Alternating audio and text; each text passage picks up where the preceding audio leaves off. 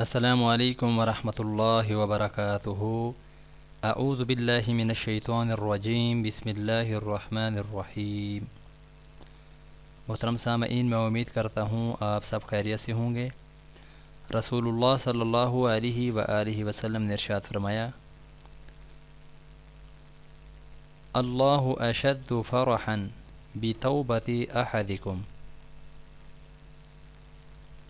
من احدکم بضالته اذا وجدها۔ اللہ تعالی تم میں سے جب کوئی توبہ کرے تو اس سے زیادہ خوش ہے جتنا کوئی تم میں سے اپنا گم شدہ جانور پانے سے خوش ہوتا ہے۔